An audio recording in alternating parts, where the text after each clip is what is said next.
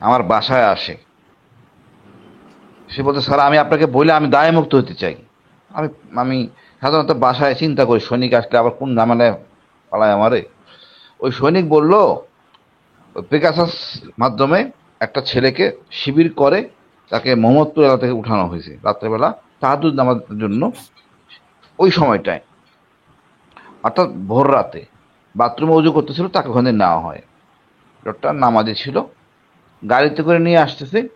পথের মধ্যে আজান দিলে সে বলে, ভাই আমাকে একটু নামাজ পড়ার সুযোগ দেন, আমি হাফেজ মানুষ। এই হাফেজ শব্দটা তাকে গায়ে লাগছে।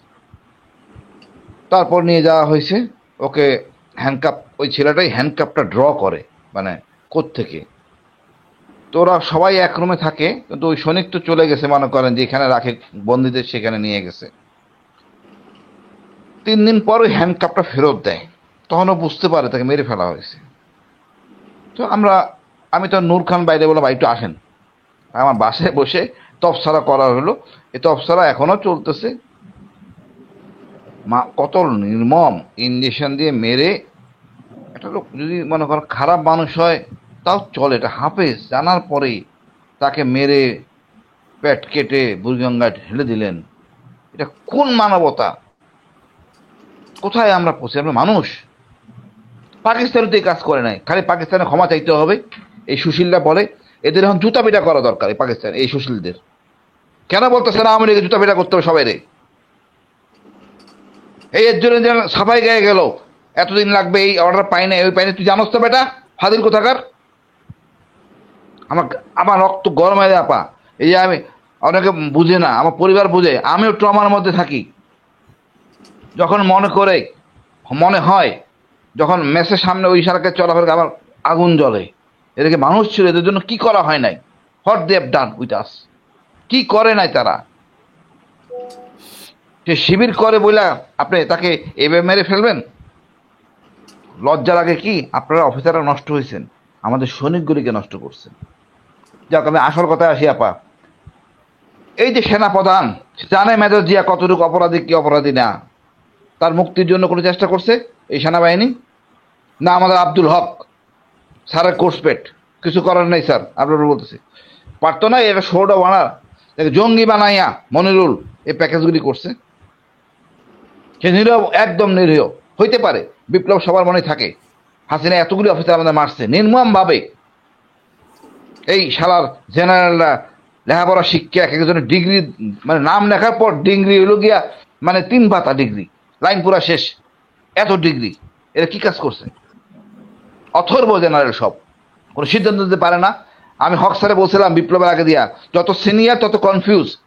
আপনার মধ্যে আত্মবিশ্বাস নাই, নামেন বিপ্লবে। মানে কি বলবো, ইমিডিয়েট সিনিয়র আগারাগি করি। এখন দেখেন এই জিয়ার জন্য কিছু করে নাই, বলতেছে না, করতেছে না। আর আমি ওই উপদেষ্টাদের কাছে বলে ওয়েস্টের চাপ আছে, মানে এমন ভাবে পেঁচানো হয়েছে জঙ্গি নাটক। ওয়েস্টের আমি ওই আমি সেই কথা বলছি ওই বসিলা হুজুরের সাথে বিস্তারিত। আমি জিয়া বাইরে কোনোদিন দেখি নাই, নাম শুনছি আপনাদের কাছ থেকে, কোনোদিন তারা দেখি নাই। সে নাকি তার সামরিক প্রধান। যাই হোক আপা, আপনি বলছেন নির্বাচনে সেনাবাহিনী প্রভাব, নির্বাচনে সেনাবাহিনী প্রভাব করার স্কোপই নাই। জেনারেলদের কোনো কাজ নাই, সব কাটা জেনারেল বাড়ি ভাড়া দেন, কোনো অসুবিধা নাই। ঘটনাটা কোনোভাবে প্রভাবিত হবে কিনা এখন যে না, ঘটনাটা কোনোভাবে প্রভাবিত হবে না। নির্বাচনে থাকে লেফটেন্যান্ট কর্নেল বিলো, তারা সৎ ভালো, তারাই মানে আমাদের সেনাবাহিনীর মানদণ্ড বলেন অধিকার। এই জেনারেলগুলো সব হারামখোর, এই অল্প কিছু বাদে, অল্প কিছু জেনারেল ছাড়া, যিনি এই বদমাইশি করতে ঢাকা শহরে আশেপাশে ঘোরাফেরা করতেছে, সব সুবিধাবাদী জেনারেল। এদের বায়োডাটা নিয়ে ফায়ার নট রিকোয়ার। অদারওয়াইজ এই মোটা মোটা জেনারেল আমার কোনো কাজে লাগবে না, দে শুড গো ব্যাক। আরামে বসে এনে অর্ডার দেবে, এই অর্ডার জন্য দরকারই নাই। ইলেকশন কমিশনের আদেশ দিবে ডিপ কমান্ডারের কাছে, ডিপ কমান্ডারের আদেশ ফলো করবে, এটা রিস্ক করে দেখতে পাবে, কিছু বলার নাই। এখানে চেইন অফ কমান্ড কাজ করারই নাই, তারই কাজ হবে না। যার যে দায়িত্ব সেই দায়িত্ব সে পালন করবে, কোনো ফাইল নেবে না এখানে। আমার বিশ্বাস লেফটেন্যান্ট কর্নেল বিলো তারা আমাদের পাস বুঝে, এবং তারা এই ভুল করবে না। আচ্ছা, এখানে দেখেন মেজর ডালিম আমাদের বিপ্লবী, তারা কেন ফিরে আসবে না? তাদের সুবিধা নিচ্ছে সেই রাজনীতিবিদরা। তারা এই ফ্যাসিস্টকে আইডেন্টিফাই করছে বহুত আগে, 75-এ তারা আইডেন্টিফাই করছে শেখ বংশ মানে হলো গিয়া খুনি বংশ, এই ডিএনএ মধ্যে গ্যাঞ্জাম আছে। মিথ্যা বলে, মানে আমি মিথ্যা বলে কি করেনি তারা, আমাদের 71টা পচাই দিছে। এদেরকে ফিরে আনতে হবে। কিসের ক্ষমা? তারা সূর্য সন্তান, ফিরে আনতে হবে। দেখবেন সব সুশীল সোজায় যাবে। ওই যে যারা সংবিধান বিশেষজ্ঞ হয়েছে তারা সোজায় যাবে। অল বাটপার আমরা নির্বাচন করে সিলেক্ট করি সব চোর বাটপারদের চুরি করার জন্য। আমাদের এই সংবিধান দরকার নাই।